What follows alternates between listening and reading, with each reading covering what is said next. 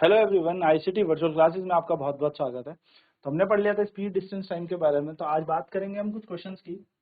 Classify the following as motion along a straight line, circular और इन oscillatory motion. आपको क्या दिए हैं, कुछ उदाहरण आपको दिए हुए हैं एंड आपको इन उदाहरण इसमें पूछा है कि इन उदाहरण में कौन सा एक स्ट्रेट लाइन यानी कि सरल रेखा में गति का उदाहरण है, यानी कि हम कह सकते हैं इसको सरल गति का उदाहरण है, कौन सा वृत्तीय गति का उदाहरण है और कौन सा ऑसिलेटरी यानी कि दोलनकार गति का उदाहरण है। ये हमसे इस क्वेश्चन में पूछा है। तो सबसे पहले पूछा motion of your hands while running. जब आप भागते हैं तो आपके हाथ कैसे मूव करते हैं, आपके हाथ आगे पीछे मूव करते हैं ना। सो यानी कि आपके हाथ रिपीटेशन कर रहे हैं। देखो ये आगे, ये पीछे, ये आगे, ये पीछे, यानी कि रिपीटेशन हो रही है। क्या हो रही है? रिपीटेशन। तो रिपीटेशन जहां होगी, है ना, सॉरी, रिपीटेशन जहां पर होगी वो कैसा मोशन होगा? ऑसिलेटरी मोशन होगा। आपको पूरा यहाँ पर नोट करना है। ये कैसी गति है? ऑसिलेटरी गति है, ऑसिलेटरी। इसको हम पीरियोडिक मोशन भी कह सकते हैं, यानी कि यह एक दोलनकार गति है। ये एक दोलनकार गति का उदाहरण है। Motion of a horse pulling a cart on a straight road. अब क्या कर रहा है? घोड़ा एक गाड़ी को खींच रहा है। तो हॉर्स खींच रहा है, तो ये एक स्ट्रेट मोशन का उदाहरण है। स्ट्रेट लाइन यानी कि सरल रेखा पे ये चीज चल रही है। सरल रेखीय गति का ये उदाहरण है। Motion of a child in a merry go round. एक मैरी गो राउंड है, वो गोल घूमने वाला झूला है, उसमें एक बच्चा बैठा, तो उसका मोशन कैसा होगा? वृत्तीय होगा, सर्कुलर होगा। तो सर्कुलर मोशन यहाँ पर होगा, यानी कि वृत्तीय गति या वृत्ताकार गति हम कह सकते हैं। नेक्स्ट हमसे बोल रहा है motion of a child in seesaw. Seesaw वो वाला झूला होता है ना, जो ऐसे ऊपर नीचे ऊपर, यहाँ पे एक लड़का, यहाँ पे एक लड़का, कभी ये ऊपर कभी ये नीचे, कभी ऊपर कभी नीचे। तो ये कैसा उदाहरण है? ये भी ऑसिलेटरी मोशन का उदाहरण है। ऑसिलेटरी मोशन यानी कि दोलनकार गति का ये उदाहरण है। और नेक्स्ट बचता है motion of hammer on an electric bell. जब इलेक्ट्रिक बेल पे हैमर जाता है तो वो क्या करता है? उसको एक बार प्रेस करेगा, वापस आएगा, स्ट्रेट लाइन मोशन होगा, है ना। और बार बार क्या होता है? वैसे इलेक्ट्रिक बेल पे ये हैमर बजता है। तो इसे हम दो उदाहरण बोल सकते हैं, स्ट्रेट लाइन भी हो सकता है और वैसे ये ऑसिलेटरी भी हो सकता है। तो हम इसे ऑसिलेटरी मोशन कह रहे हैं, रिपीटेशन में हो रहा है ऑसिलेटरी मोशन, क्योंकि ये बार बार हैमर क्या कर रहा है? बेल को हिट करता जा रहा है, रिपीटेशन उसी राउंड पे। तो हम यहाँ पे बोल सकते हैं ऑसिलेटरी मोशन, क्योंकि ये बार बार क्या करेगा? इस बेल को, घंटी को बजाएगा। तो दोलनकार गति यहाँ उदाहरण है। और लास्ट हम इस पे है motion of a train on a straight bridge. जब ट्रेन एक सीधी पटरी पे चलती है तो ये स्ट्रेट मोशन का उदाहरण है। स्ट्रेट लाइन यानी कि रेखीय गति बोल सकते हो, या सरल रेखा में गति का ये उदाहरण है। तो हमारे पास 5-6 उदाहरण थे। हमने देखा कौन सा उदाहरण कौन सी गति का है। चलिए फटाफट से इसे नोट कर लेते हैं।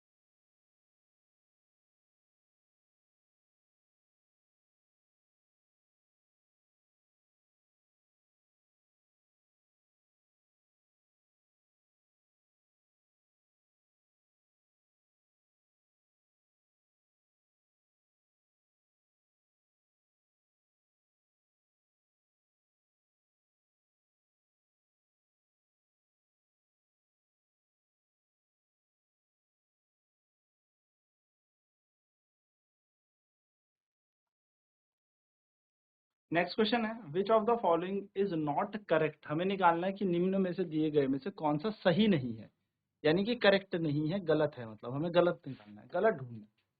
The basic unit of time is second, ये तो करेक्ट है,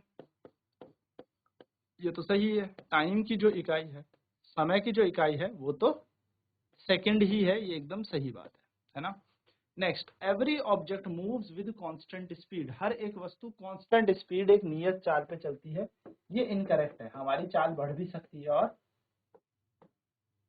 घट भी सकती है, तो ये गलत है। एक ऐसा स्टेटमेंट है गलत।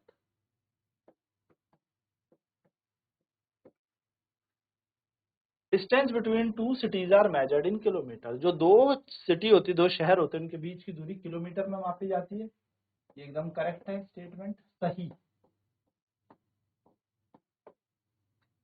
The time period of given pendulum is constant, जो कोई पेंडुलम होता है उसका टाइम पीरियड कांस्टेंट होता है, उसका समय कांस्टेंट होता है। ऐसा नहीं होता, कांस्टेंट कैसे होगा, कांस्टेंट तो टाइम नहीं होगा, क्योंकि ये धीरे धीरे धीरे धीरे जीरो हो जाएगा, है ना, धीरे धीरे क्या हो जाएगा, घटता जाएगा, तो ये इनकरेक्ट है।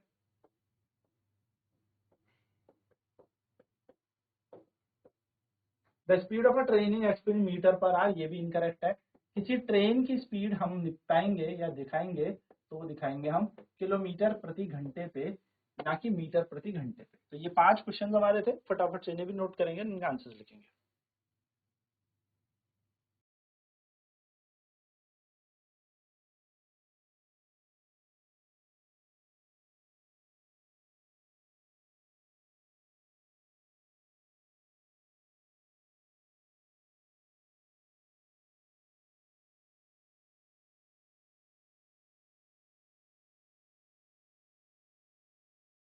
Question है, simple pendulum takes 32 seconds to complete 20 oscillation. What is time period? तो देखो यहाँ पे क्या बोल रहा है, एक सिंपल पेंडुलम है, क्वेश्चन क्या रहा है, a simple pendulum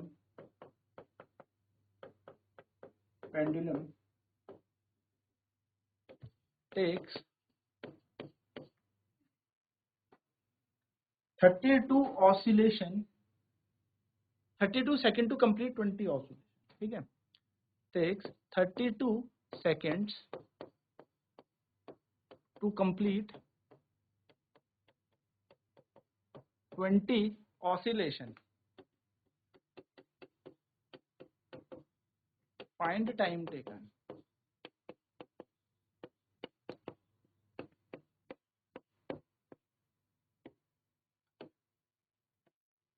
एक सरल लोलक 32 सेकंड में 20 दोलन पूरे करता है,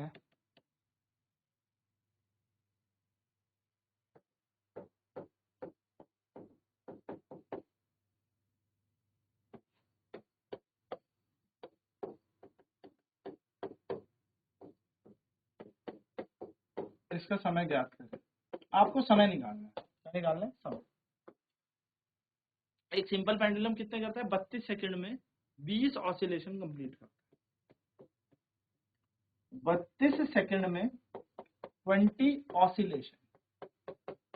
टाइम का मतलब क्या होता है, ध्यान से समझना, टाइम का मतलब होता है टाइम, टाइम का मतलब होता है the time taken to complete, the time taken by one oscillation.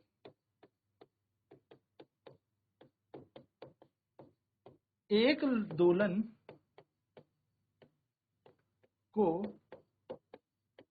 पूरा होने में जो समय लगता है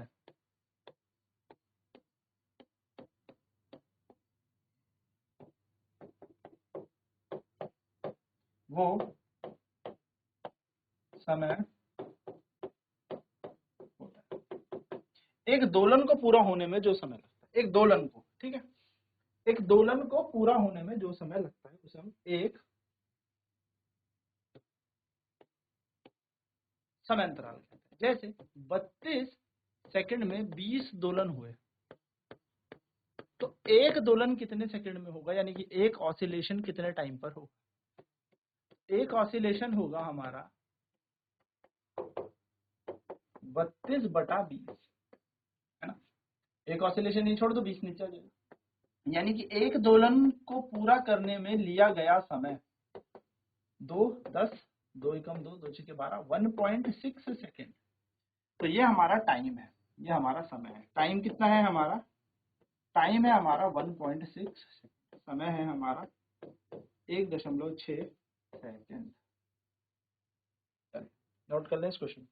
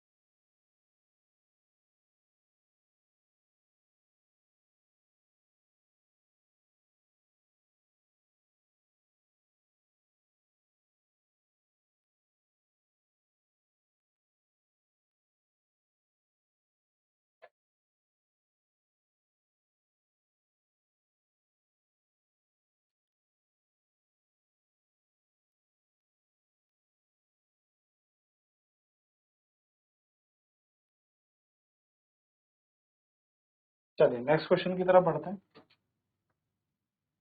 नेक्स्ट क्वेश्चन कह रहा था distance between the two station is 240 kilometre. A train takes 4 hour to cover this distance, calculate the speed of the train. तो दो स्टेशन के बीच का डिस्टेंस जो है, यानी कि दो स्टेशन है हमारे पास। क्वेश्चन कह रहा है the distance between to stations is 240 kilometer. If the train takes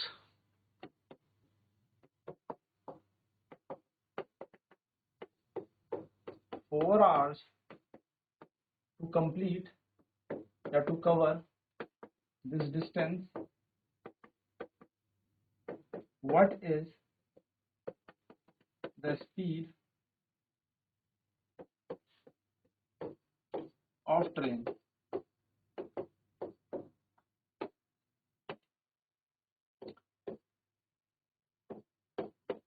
दो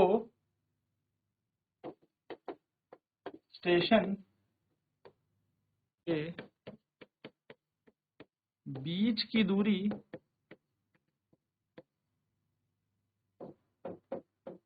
240 किलोमीटर है यदि ट्रेन द्वारा यह दूरी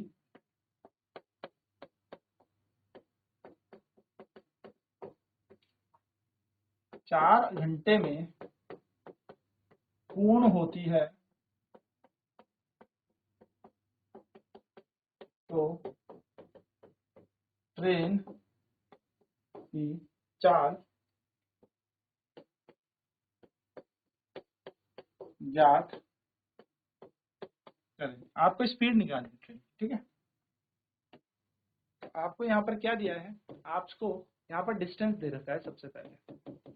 तो मान लिया यहाँ पर डिस्टेंस आपको कितना दिया है, यहाँ पर दूरी आपको दे रखी है कितनी, 240 किलोमीटर, और समय आपको दे रखा है, यानी कि टाइम आपको दे रखा है 4 घंटे। आपसे पूछे स्पीड क्या होगी, यानी कि चाल क्या होगी। तो स्पीड बराबर होता है डिस्टेंस अपॉन टाइम,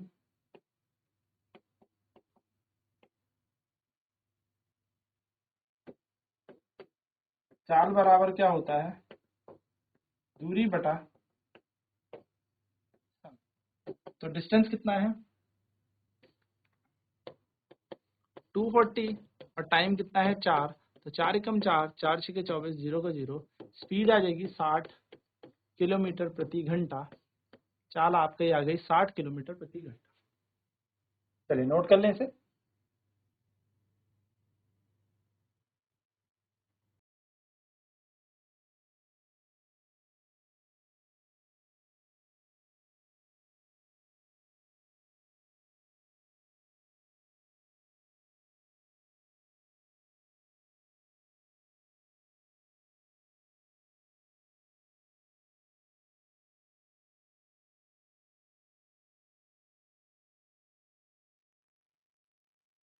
तो इस तरीके से आपको ये क्वेश्चन करना है। नॉर्मली आप यहाँ से स्पीड इस तरीके से निकाल सकते हैं। आज की क्लास में हम यहाँ क्वेश्चन करेंगे, नेक्स्ट क्लास में हम इसके आगे के क्वेश्चंस करेंगे और नेक्स्ट चैप्टर की तरफ बढ़ेंगे। चैप्टर तो खत्म हो चुका है बट इसके प्रश्न अभी हमने करने हैं। तो आज की क्लास में इतना ही। आईसीटी वर्चुअल क्लासेस में जुड़ने के लिए धन्यवाद। आपका दिन शुभ हो।